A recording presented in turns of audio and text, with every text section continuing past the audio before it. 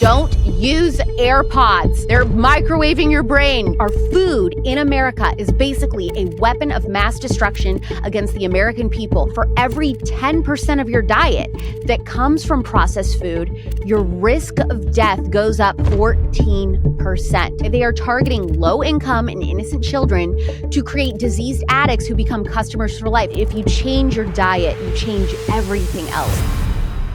Our founding fathers here in this country brought about the idea that you and I have within ourselves the God-given right and the ability to determine our own destiny. The only way they can inherit the freedom we have known is if we fight for it, protect it, defend it, and then hand it to them with the well-taught lessons of how they in their lifetime must do the same. Freedom is never more than one generation away from extinction. Everyone in politics just wants to talk about politics. They want to talk about Trump, Biden, Kamala. But at the end of the day, if you're not healthy enough to talk about politics, if you're not healthy enough to talk about anything, your health has to be your number one priority. So here to talk about that, big food, and all the processed foods that's really poisoning the next generation of Americans, is not other than a Turning Point contributor and host of a new show called CULTURE Apothecary with Alex Clark. Is Alex Clark. So Alex, thanks for joining us today. Thank you very much. This is so incredible what you're doing, and the fact that you're talking about this is amazing. This is really how we're going to get this information out there. Not enough people on the right or the left are willing to touch big food and big pharma. And I'm happy to be here. I just rebranded my show. It's the same podcast that I've been doing for a few years with Turning Point with a new look and name, Culture Apothecary with Alex Clark, which you can listen to anywhere you get your podcasts. And the message behind my content is healing a sick culture, physically, mentally, and spiritually. So one of my favorite topics to dive into is big food, which is really a shocking and disturbing rabbit hole to go down for those who have never thought anything about, could our food system be completely compromised, and is it poisoning us? Well, I think the biggest reason I want to cover this is because ever since COVID, my family's really been living this and trying to cut out all the poisons and toxins within our food. But I want to bring in my co-host here, my brother Ben. He's really been the ringleader in all of this for our family, telling us about why we should go organic, what's really in the tea that we're drinking, why should we cut everything out. So Ben, it's good to have you here. Well, thank you for having me, Christian. Nice to meet you, Alex. I'm looking forward to being here. So Alex, that's awesome. We've all heard about big pharma, especially since COVID. We're all familiar with that. But most people don't know anything about big food. I think a lot of people just think about a Big Mac from McDonald's. But that factors into all of this as well. So tell us what big food is and just break it down simply, especially for the younger people listening. Yeah, so a Big Mac would be exactly right, because ultra-processed foods, when we talk about big food companies, we're talking about those big brands that are making food that comes from boxes and bags. So we call those ultra-processed foods. They don't come from God. They don't come from the ground, right? They're scientifically made. And those foods now make up 60 to 90% of the standard American diet. And that's a big number, right? 60 to 90%. That's how much of our diet is coming from these ultra processed foods. And for every 10% of your diet that comes from processed food, your risk of death goes up 14%. So 100 years ago, ultra processed food was 0% of a child's diet. Now it is close to that 60 to 90% number, like I said. So it's really disturbing. And that is basically where Americans are getting all of their nutrients, and I'm saying that in quotes because it's not nutritious at all. It's poison, which we'll get into. But that is basically where Americans get all of their food. And sometimes the food industry is so tricky at how they label things, which we can talk about. They make it confusing on purpose so that Americans think that they're being healthy. They think that a Caesar salad at McDonald's would be healthier than a Big Mac. Actually, it's worse. So they put all these secret ingredients in this food, which is making us very fat, very sick. And we should care about it, because the sicker that we are mentally and physically, the more reliant we are going to be on the government, which should really concern conservatives, especially because we know how corrupt big government is. And I think a really disturbing statistic that I just learned myself was that nearly 80% of 21-year-old men in America, so probably the age of most people that listen to your podcast, do not qualify for the military because of metabolic health issues. So metabolic health issues mean your health problems that are caused by the food you eat and the lifestyle you live. And I didn't know this, but Christian, 72% of evacuations in Iraq and Afghanistan were due to problems related to obesity, not war injuries. So we are talking about a national security issue if, like I said, everybody is too physically and mentally sick to protect us. Well, I think that's a really good point that nobody thinks about. Nobody thinks about this. I want to let Ben chime in here. I know you have a lot to say about the big food. No, I mean, I think Alex is right on the money here. I mean, there's two different problems, right, Alex? First, I mean, it's the pesticides. It's, what they're putting in the food. And the second problem is we're not getting those phytonutrients. We're not getting fiber. We're not getting other kinds of key nutrients out of it because we are eating that ultra processed. I mean, I feel good when I go buy my organic cereal, but it's not nearly as good for me as if I went out and just got rolled oats or something and I got those organic, because I'm not getting that same kind of nutritional value out of it at the end of the day. Same thing for fruits and veggies. I saw an article just today, Alex, New York Post. Some apples have so many pesticides on them that you can't wipe them off. If you peel them, you still don't get it all. You actually have to take some of the flesh out of the apple when you go around it. Well, you and I both know that's bad for my wallet. I had to cut away some of my apple. Food's gotten expensive. 2, all the skin has got all the nutrients in it. It's got, 60% of the nutrients in it?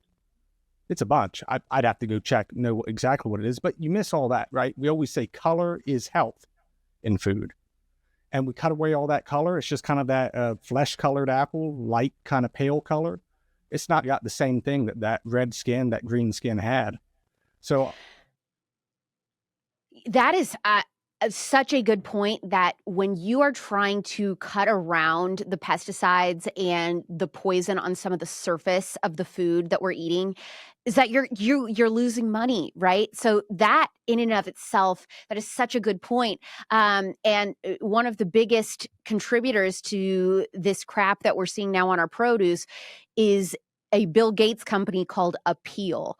And you want to look for those stickers, and they hide them really well, those stickers that say Appeal, then you do not want to eat that produce.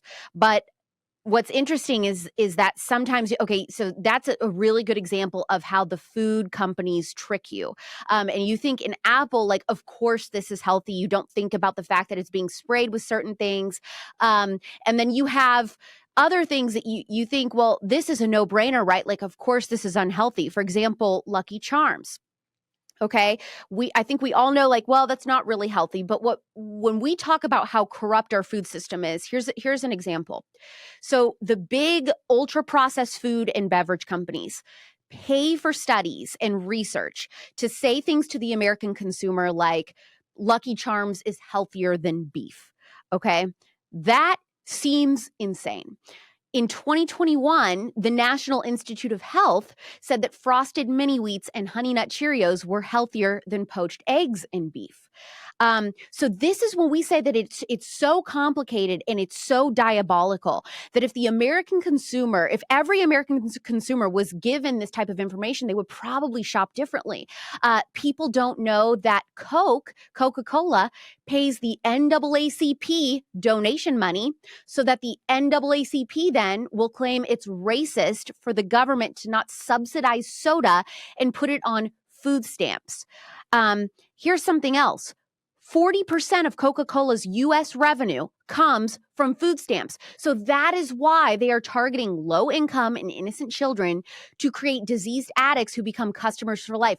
They are making so much money off of this when they infiltrate the government and get the government to say to the American citizen, hey, we're going to make it cheaper for you to buy this type of food, even though it's killing us, even though we're seeing diabetes quadruple, we're going to make it cheaper and easier for you to access this. So It is pure evil that the US government subsidizes soda and candy and pays for studies that deliberately confuse Americans about what food is healthy. And pharma and food go hand in hand, because when we are sick from the food, we will look then for their cure. Okay, well, now I'm sick. Now I have type 2 diabetes. I'm 35 years old. What do I do now? And so they look to pharma, and then they will prescribe. They'll never tell you to change the food. They will just prescribe a medication, and then you'll have side effects from that medication, and the list goes on. So pharma really relies on big food keeping us sick to survive. Well, Alex, I think the next logical question is, they're trying to poison us. They're targeting specific individuals, especially low-income individuals. And then we see that they work hand in hand with big pharma. We see the big players of big pharma: AstraZeneca, Pfizer, Johnson & Johnson, the list goes on. Who are the big players of big food? Is it the Bill Gates? Is it the same as politics with George Soros? Who are the big players of big food? Oh, geez. I mean, so there's only a handful of food companies that control all of our food. So if you think about an American supermarket, you walk in, you think that you have all of these choices. But what's really freaky is when you find out that what looks like so much choice for a consumer is actually only controlled by a handful of companies. They control the entire food system, because how many of us actually know where our food comes from? We just go to the grocery store, right? Hardly any of us now are going to our farmer, especially if you're in college. You're likely not going to talk to your local farmer. So you go to the grocery store, and you have a couple food companies controlling all of these things. So you're talking about Nestle, Tyson, Keebler, Kellogg's, General Mills, Coca-Cola. These are all going to be like the big food brands. Purdue Chicken. So those are the companies that are controlling like all these other little companies under them. And so that's only a few people that get to decide what ingredients, are in our food. So I have tips for if you're wanting to look for healthier stuff at the grocery store, what you should do and how you should shop. Now, let's hear it. What are the tips?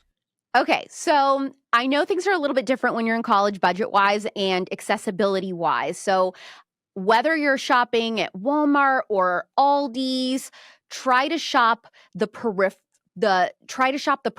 of the store as much as possible. So the outside of the store, that means getting your protein from meat. That means ground beef, chicken breast. Those are going to be the cheapest. Vegetables, fruit, milk, yogurt, eggs, bread. Those are the things that are on the outside of the store.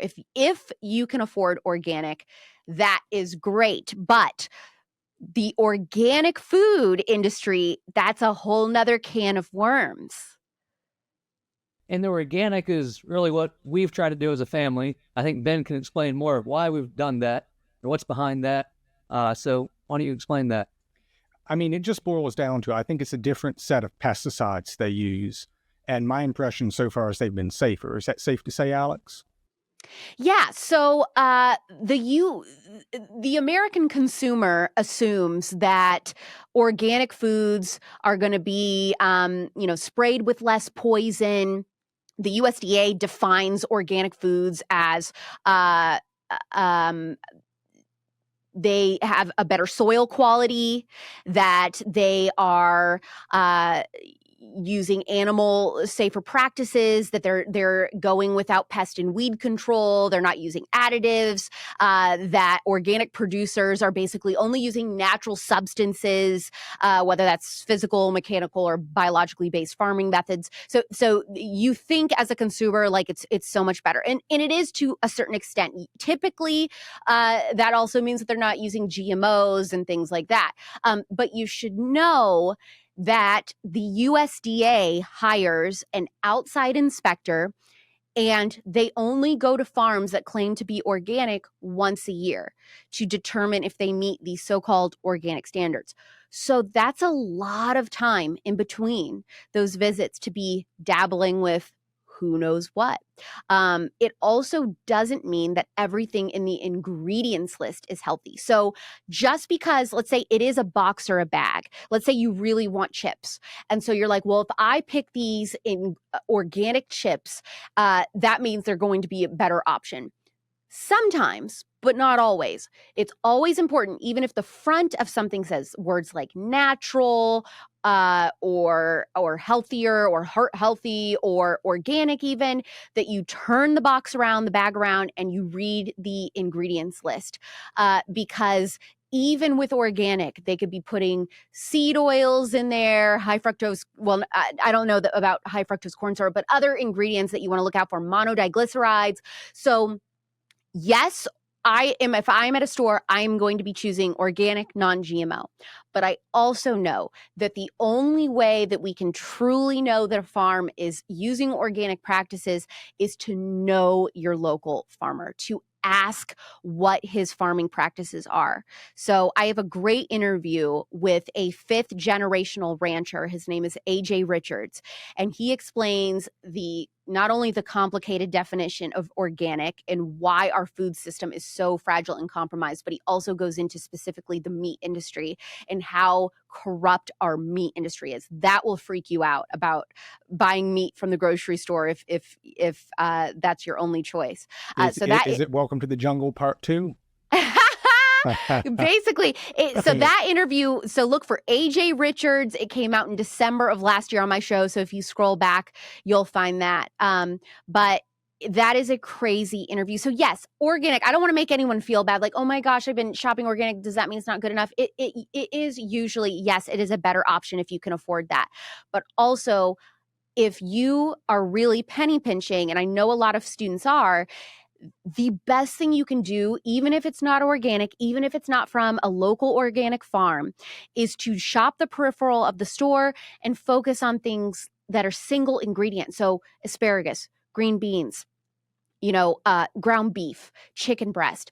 That's still going to be healthier than if you are going to heat up Hot Pockets, for example, or a frozen pizza. That's always going to be the best option. So if you can, try to do that. And you mentioned when you look at the back of the box, there's a lot of ingredients that we should be staying away from. I actually asked my mom right before this interview, what are the things that she looks for when she flips the box around? So I have a list here on my phone. She wrote down nanomycin, appeal for the fruit, glycophthalate, GMOs, the fructose, the sucrose, the HFC, high fructose corn syrup, the seed oils, soy for men especially. And I think there's a lot of heavy metals in the tea that we're drinking because most tea is actually produced in Asia, in Asian countries, where in these Asian countries, they don't really care about what's in the soil, and there's a lot of heavy metals there. Do those items sound on point? Any other items that you're looking for when you flip the box around? Yeah, that's fantastic. Your all's family is on it. That's like incredible. So I'm doing the same thing, and I'm really looking to avoid those inflammatory oils that we call them seed oils. They're industry. They're industry. I'm sorry, I'm blanking on the word, but they're industrial. That's what I was trying to think of. They're industrial made oils. So man makes them and they create a ton of inflammation in the body. So that would be things like vegetable oil. It's not made from vegetables. Vegetable oil, canola oil, also soybean oil, corn oil, grapeseed oil, rapeseed oil. Those are all things that I would be looking to avoid. Sunflower oil or palm oil is better. Those are better ones. They kind of have a gray area. And then really good oils to cook your food in would be ghee, butter, grass-fed butter, olive oil, avocado oil, coconut oil. So those are not made from seeds and they're real. And so that would be a better option. That's what I cook in. And beef tallow. Beef tallow is probably my favorite because it makes your food, and especially steaks and meat, taste so much better. And duck fat for potatoes. If you're making potatoes in the oven, duck fat is like secret ingredient that will taste phenomenal. You will have people over. If you want to invite a girl over and cook her dinner, cook her potatoes made in duck fat. She will be like, this is the best potato I've ever had. No, I mean, that is right on what we're doing. I can't say how many days go by that we don't use avocado oil in the kitchen. And you might have heard Christian just kind of laughing to himself while we're talking. It's when you said duck fat. Our brother, Austin, has actually started using duck fat to feed the cats. Wow.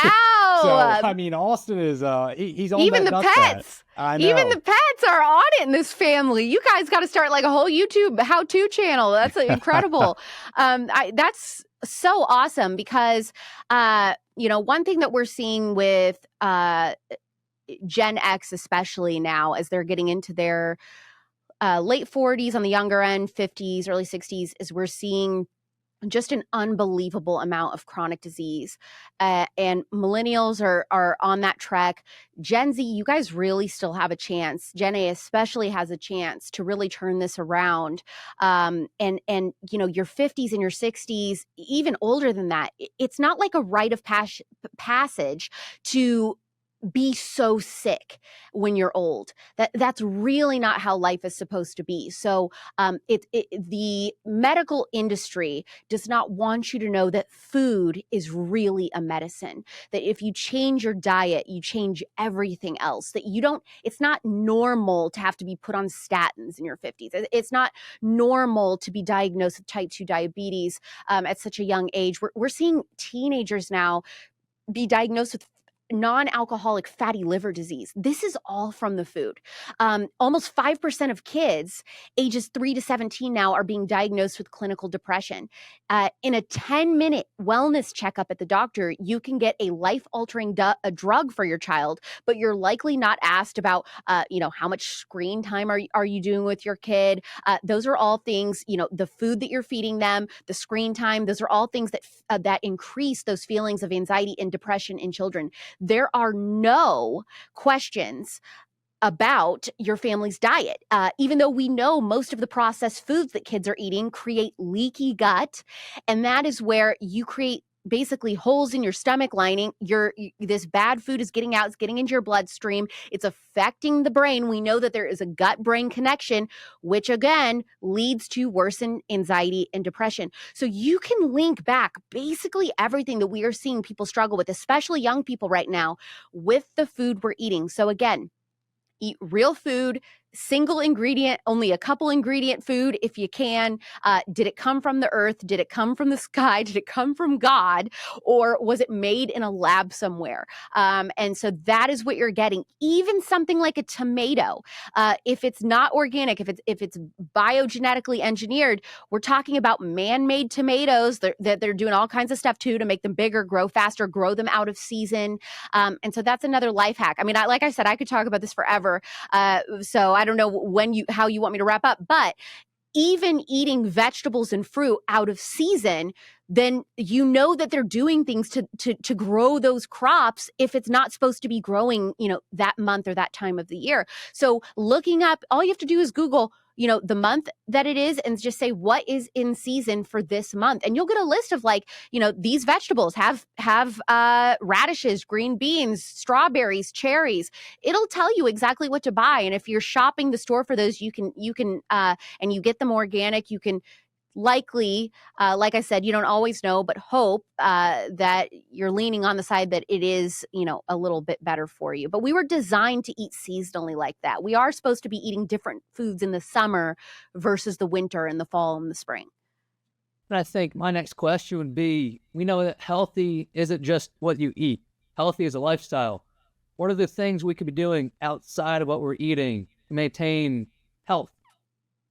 Boy, and you convict me with this question because this is admittedly the part that I struggle with the most. I do not like exercise, so that's really hard for me. And so I'm in the process of getting a dog so that I am held accountable to make sure that I'm getting out in the morning with the morning sun and getting out in the evening as the sun is setting, because that's so good for our circadian rhythms. So, waking up with the sun and getting sunlight. So another thing besides the food, if you're talking about what we can be doing is Americans are incredibly vitamin D deficient.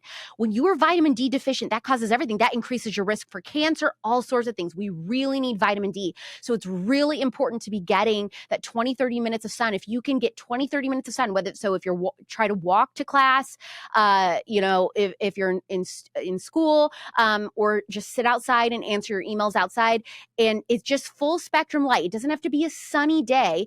It just means going outside and getting full spectrum light, sitting on your porch and having your coffee out there, reading your Bible outside, things like that can really make a huge difference in your health. It sounds simple, but I'm telling you, it's like dramatic difference.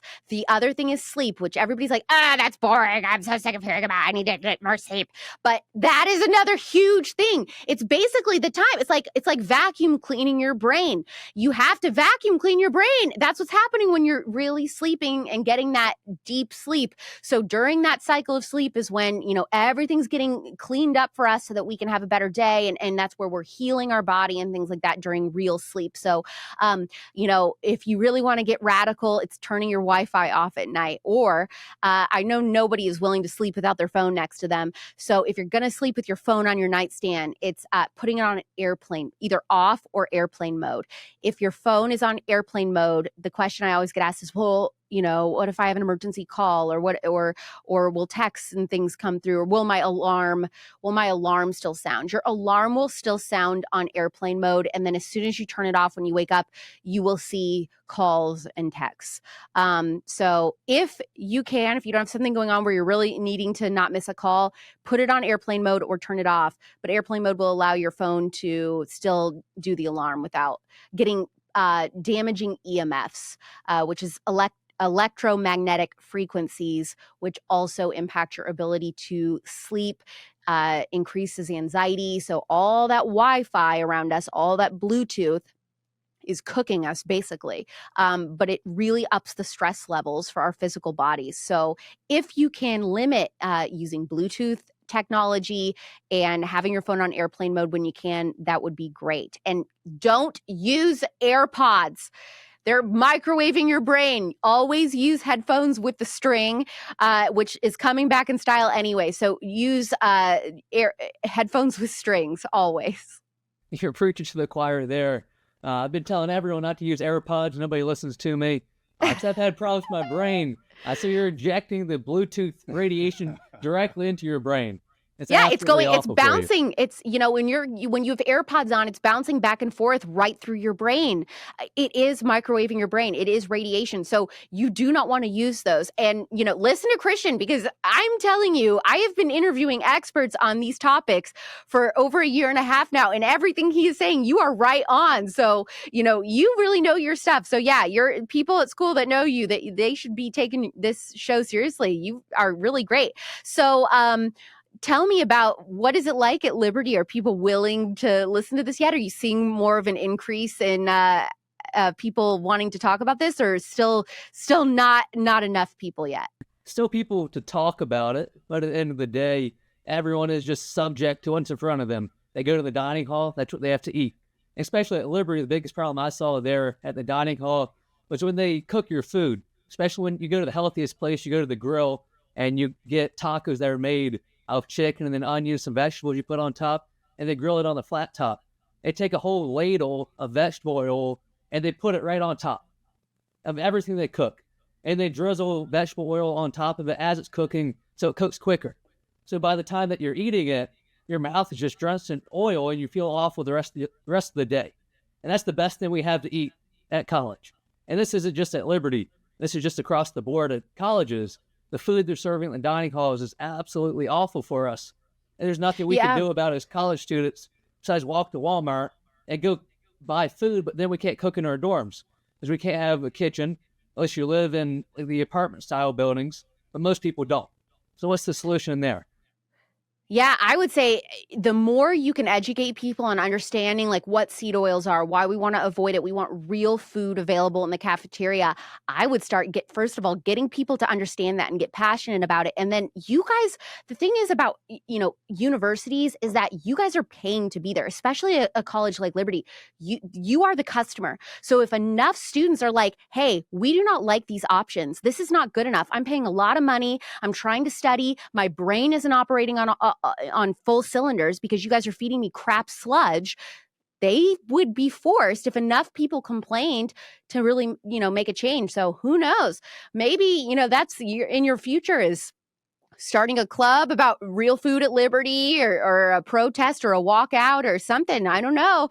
I mean, Liberty won't like me saying that, but it is important. It is important. You guys are paying a lot of money for those degrees, and you deserve to have access to really good, nutritious food while you're doing it. Me and my buddies actually tried something like that. We met with the university president and then the chancellor. Then we got to know the people who run like the food distribution that controls the dining hall. It's called Sodell. No, it's called Sodex, I think, at Liberty. We got to know those people, and it didn't go anywhere. No one really wanted to do anything about it, with 5 people telling them what to do. So you're definitely right about the numbers aspect of it. But if we start some club, we have to get you to come out and speak at it on Oh my campus. gosh. I would love it. I would love it. You're doing amazing things. I'm really, really impressed. And I think people should have a lot of hope that you are trailblazing this with, your age group. That's absolutely amazing. I'm telling you guys, you have a very bright future ahead of you. The younger you learn this information and can change your diet and your approach to lifestyle and food, I mean, it's a way brighter future. Nobody wants to care about this until you are given a diagnosis or you're seeing the medical bills roll in, and that's too late. That's too late. You don't want to be in that situation. My dad is 56. He has brain cancer. He has glioblastoma. He has type 2 diabetes. He's had multiple heart attacks. It is all because of processed food. That is basically all that he eats. So I have a personal experience with, my dad is only 56 years old dealing with this. That is nuts. So it's really important to me, and I'm really passionate about talking to people about this because I'm seeing firsthand it's killing my parent. And so the more that we learn about this, and we can make change. And the best part about this, Christian, is that this is nonpartisan.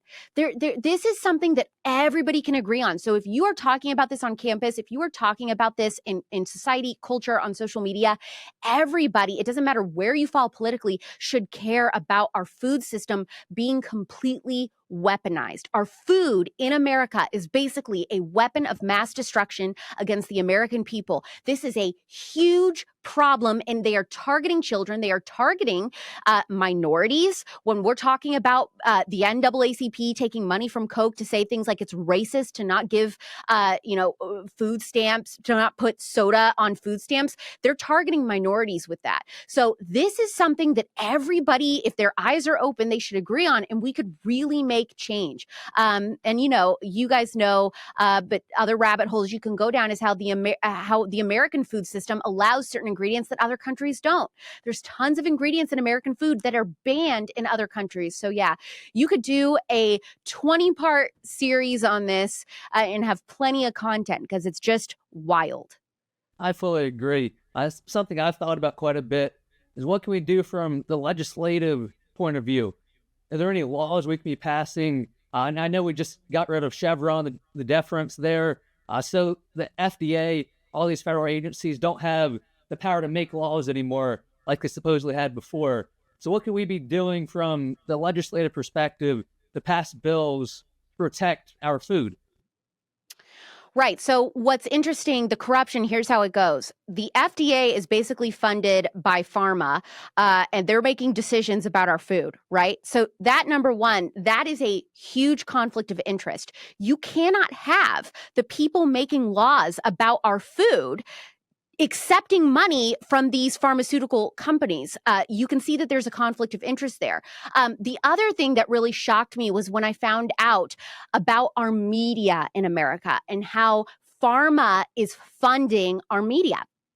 So what I mean is that if you are watching the news and you see television ads for pharmaceutical companies, the the pharmaceutical companies are buying ads on television not to influence you and I to ask our doctor for a certain drug. They are doing that so that they control the news stations and what they report on. So one of the first things that we can do is ask the next president to make an executive order that the pharmaceutical companies cannot be using ad money to control what is going on TV. So we should ask the president to completely wipe out any ads on TV for pharmaceutical drugs, because that controls the information that we're given. They do not allow this in anywhere besides America and New Zealand, I believe. Europe thinks that it's insane that America does this. So Americans deserve to get unbiased, truthful reporting on the pros and cons of medical interventions. I know that this is something that RFK Jr. is very on board with, but obviously as a conservative, and I'm sure your audience leans politically the same way I do, we have a lot of concerns voting him into the White House because he's also very liberal on everything else. So we need to be posting about it. We need to be tweeting about it. We need to be letting President Trump and the closest people of influence around him know that we want this done if he is elected to office. I agree with you. I've got one final question, unless Ben has anything to add about traveling abroad to Germany, Japan, what you're seeing there in their food, the chemicals they use or don't use.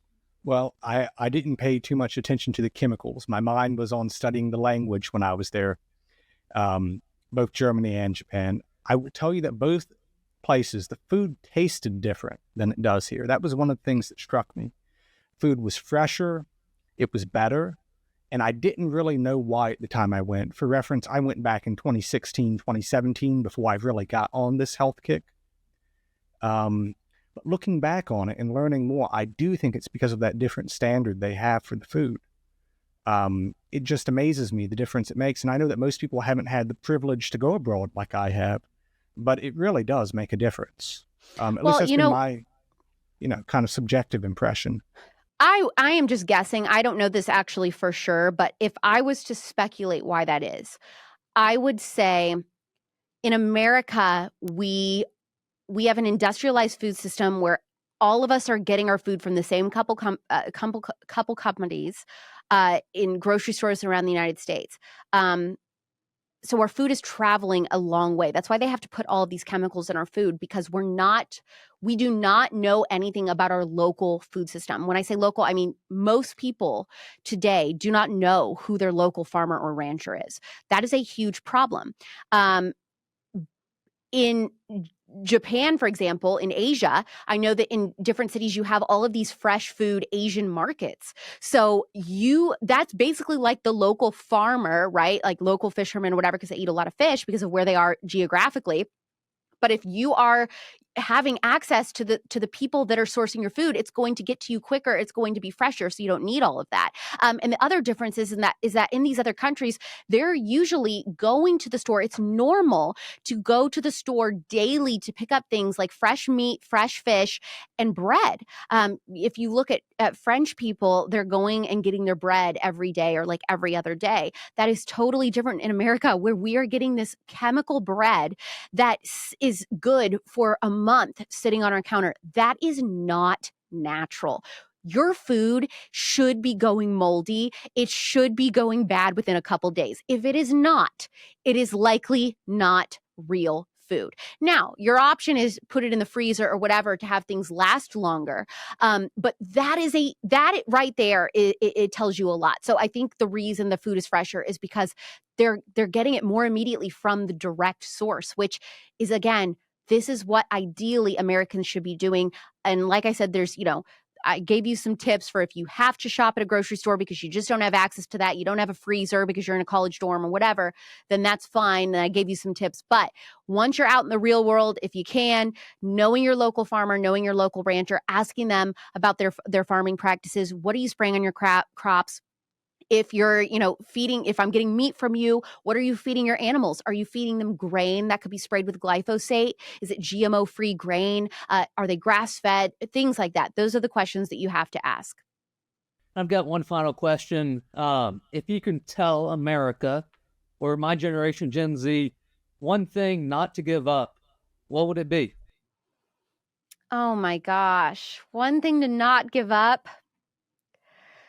Um, I would say fighting for food freedom.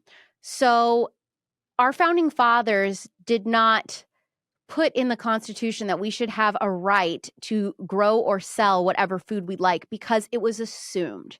They assumed that, of course, duh, we should be able to do that. That's a God given right.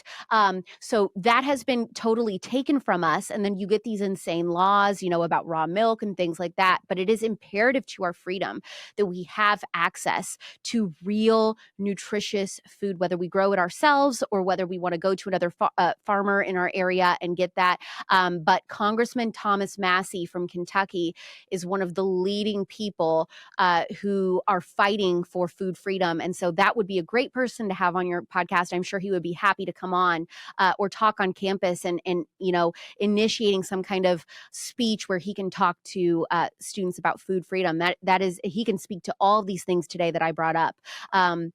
But that's a big thing. So I would say keep fighting for food freedom. That is a natural right that you and I should have as Americans.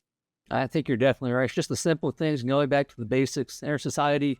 And I love what Tom Massey's doing to fight for that. So, Alex, where can we find you on social media? Where can we stay up to date? What's the name of your new show one more time? Culture Apothecary with Alex Clark. Anywhere you get your podcasts, you can watch the show, Real Alex Clark, on YouTube. You can find me on Instagram, Real Alex Clark. And there's also Culture Apothecary, the Instagram as well. That's perfect. And thank you, Alex, for joining us. I appreciate the wisdom, your time. Thank you. I appreciate your all's wisdom. You guys knew your stuff. I didn't know how much you guys knew. I am so blown away and impressed. So thank you for all you're doing to draw attention to this. Not a problem. Thank you, Alex.